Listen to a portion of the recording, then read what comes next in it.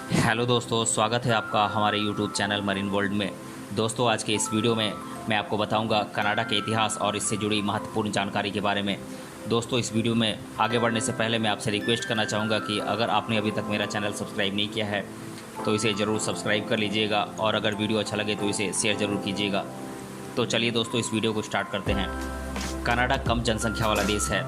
इसका ज़्यादातर क्षेत्र जंगलों, टुंड्रा प्रदेशों, चट्टानी पर्वतों से घिरा हुआ है। आज के इस वीडियो में मैं आप लोगों के लिए ऐसी ही जानकारी लेकर आया हूँ कनाडा के बारे में। तो आइए जानते हैं कनाडा के बारे में संक्षिप्त विवरण। देश का पूरा नाम है कनाडा और इसकी राजधानी है ओटावा और इस देश को स्वतंत्रता प्राप्त हुई थी 1 जुलाई 1867 में। इस देश का कुल क्षेत्रफल है 99,85,670 स्क्वायर किलोमीटर और इसकी कुल जनसंख्या है 3,80,55,905 और क्षेत्रफल के अनुसार यह विश्व का दूसरा सबसे बड़ा देश है। जनसंख्या के अनुसार यह 39वां सबसे बड़ा देश है विश्व में और यहाँ की प्रमुख भाषाएं हैं अंग्रेजी, फ्रेंच, पंजाबी, टगलॉग, स्पेनिश इत्यादि। कनाडा का भौगोलिक स्थान है उत्तरी अमेरिका महाद्वीप में और इसका राष्ट्रीय पशु है ऊदबिलाव और कैनेडियन घोड़ा। इस देश का राष्ट्रीय पक्षी है ग्रे जे या विस्की जे और इसका राष्ट्रीय पेड़ है मैपल ट्री और इसका राष्ट्रीय फूल है वाइट लिली और इसका राष्ट्रीय फल है ब्लूबेरी। आर्थिक चलन है यानी कि यहाँ की मुद्रा है कैनेडियन डॉलर और यहाँ का राष्ट्रीय खेल है लैक्रोस। यहाँ के कुल प्रांतीय राज्य हैं 10। अब हम जान लेते हैं कनाडा के बारे में विस्तार से जानकारी। कनाडा उत्तरी अमेरिका के उत्तरी भाग का ही एक देश है। इसके 10 प्रांत और 3 प्रदेश अटलांटिक से प्रशांत महासागर तक और उत्तर में आर्कटिक महासागर तक फैले हुए हैं।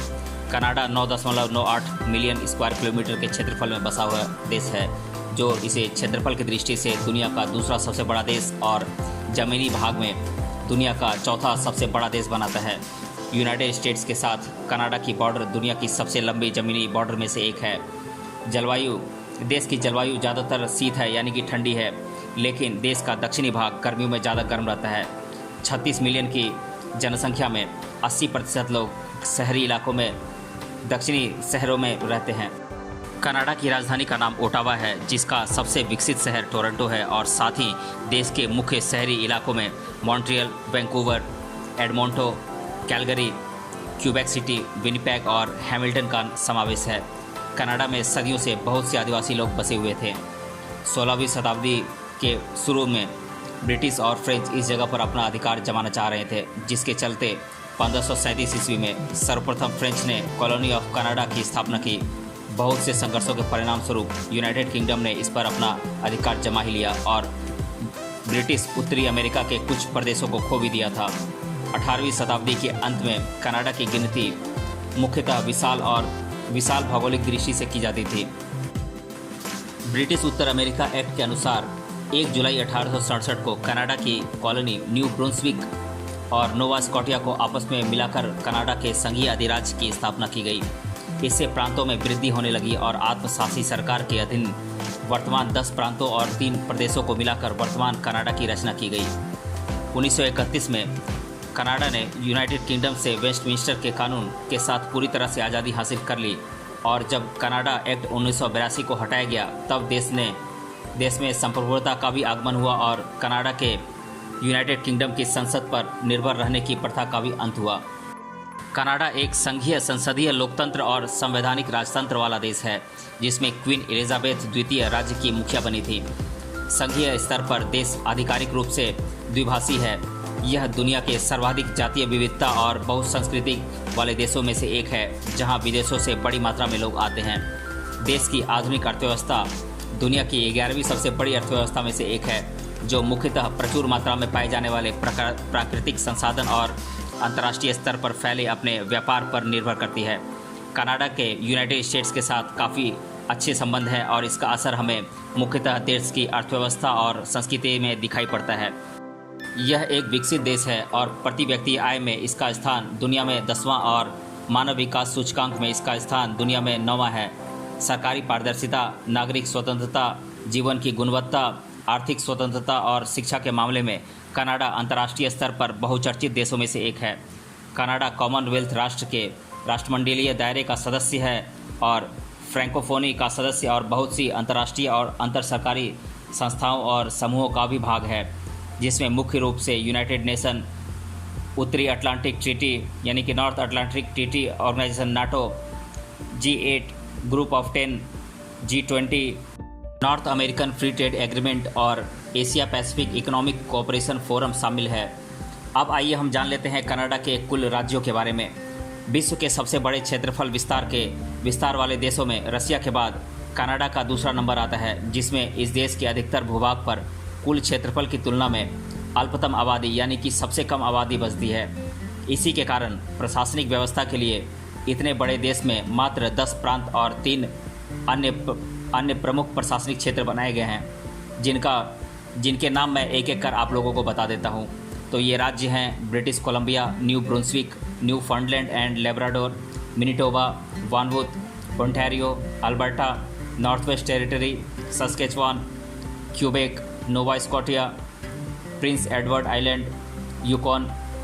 तो ये थे कनाडा के राज्य। अब आइए हम जान लेते हैं कनाडा के धर्मों के बारे में। कनाडा देश ने बहुत ही आधुनिक सोच रखते हुए देश के अंतर्गत किसी एक विशिष्ट धर्म को अत्यधिक महत्व न देते हुए धार्मिकता के मामले में सहिष्णुता को अपनाया है, यानी कि सेक्युलरिज्म को अपनाया है। इस देश के संविधान के अनुसार यहाँ किसी एक विशिष्ट धर्म को अधिक महत्व के बजाय सभी धर्मों को छूट प्रदान की हुई है। भले ही शुरू में देश में ईसाई धर्म के लोगों की संख्या अधिक हो, पर आज के हालात में यहाँ अन्य धर्म के लोग भी निवास करते हैं। यहाँ ईसाई मान्यताओं के विभिन्न मत प्रवाह के लोग रहते हैं, जिनमें बैप्टिस्ट, रोमन कैथोलिक, प्रोटेस्टेंट आदि शामिल हैं। इसके साथ ही मुस्लिम, हिंदू, सिख इत्यादि धर्मों के लोग भी यहाँ अच्छी खासी संख्या में रहते हैं। अब आइए हम जान लेते हैं कनाडा देश की भाषाओं के बारे में।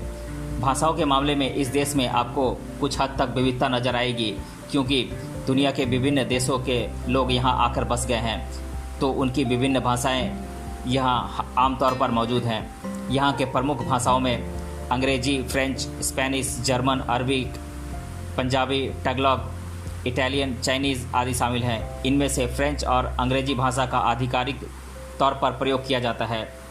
अब हम संक्षिप्त में कनाडा के इतिहास के बारे में जान लेते हैं। इस देश का भौगोलिक विस्तार काफ़ी बड़ा है और प्राकृतिक वातावरण बहुत ही खुशनुमा और ठंडा है, जिसका अधिकतर भाग बर्फ़ से ढका हुआ होता है। शुरू से अधिवासित कुछ प्रमुख समुदाय के लोगों को यहाँ का पूर्वज माना जाता है। यहाँ के पूर्वजों में फर्स्ट नेशन समुदाय के अंतर्गत आने वाले लोग, मिश्रित नस्ल के लोग, मेटीज़, इनुइट इत्यादि प्रमुखता से शामिल हैं, जो कि 1000 ईस्वी या फिर उससे पूर्व से यहाँ रह रहे हैं। लगभग 18वीं सदी में ब्रिटिश औपनिवेश का रूपांतरण कनाडा में ब्रिटिश शासन के शुरुआत के रूप में हुआ, जिसमें साल 1867 तक ये कायम था। 16वीं सदी में इंग्लैंड के महारानी एलिजाबेथ प्रथम के विश्वासपात्र सेनापति हम्फ्रे गिलबर्ट ने उत्तरी अमेरिका महाद्वीप में न्यू फाउंडलैंड नामक जगह को ब्रिटिश शासन के प्रमुख स्थान के रूप में चुना, जो कि कनाडा के अंतर्गत आता है, जहां से आमतौर पर ब्रिटिश सरकार और उत्तरी अमेरिका के बीच व्यापारिक गतिविधियां होती थी। इस चीज़ का अनुसरण करते हुए आगे फ्रेंच, पुर्तगीज़ लोगों ने भी यहाँ अपने व्यापारिक रिश्ते मजबूत करने के भरसक प्रयास किए। इन सब का परिणाम ये हुआ कि कुल 13 से भी ज़्यादा औपनिवेशिक स्थान न्यू फाउंडलैंड और नज़दीकी क्षेत्रों में विकसित हुए, जो कि कनाडा को ब्रिटिश शासन के अंतर्गत ढकेलने का शुरुआती प्रयास था, और वे इसमें सफल भी हुए। पर जितनी औपनिवेशिक हलचल कनाडा में थी, लगभग वैसा ही माहौल नज़दीकी देश संयुक्त राज्य अमेरिका में भी था।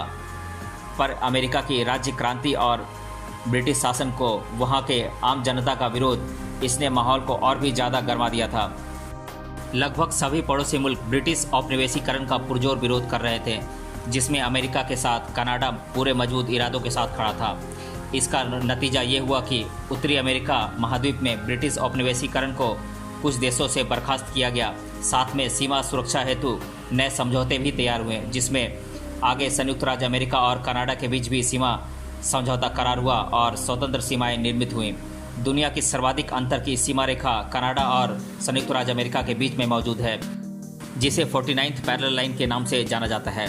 इसी के चलते ब्रिटिश औपनिवेशीकरण को कनाडा से खत्म करने के बाद स्वतंत्र संवैधानिक कनाडा देश की घोषणा की गई, जिसमें 1 जुलाई 1867 को कनाडा एक आज़ाद देश बना। अब आइए हम जान लेते हैं कनाडा के सामाजिक जीवन के बारे में। शुरू से कनाडा देश में स्वदेशी मूल के लोगों के अलावा अन्य देश के लोग और विस्थापित लोगों का बसेरा अधिक हुआ है, जिस कारण यहाँ लगभग मिश्रित तौर पर सामाजिक जीवन अनुभव करने को मिलता है। यहाँ के लोग काफ़ी खुशमिजाज दोस्ताना रवैये के होते हैं, जो कि अधिकतर एक दूसरे के साथ घुल मिल कर रहना पसंद करते हैं। लगभग विश्व के सभी प्रमुख देशों के लोग कनाडा में आकर बस गए हैं, जिसमें भारत, चीन, फ्रांस, इटली, ब्रिटेन, स्पेन, दक्षिणी अमेरिका के लोग और मध्य एशिया के विभिन्न देशों के लोग शामिल हैं। इसके कारण आपको यहाँ पूर्णतः पश्चिम के साथ अन्य देशों की भी झलक यहाँ के समाज में आसानी से देखने को मिल जाती है।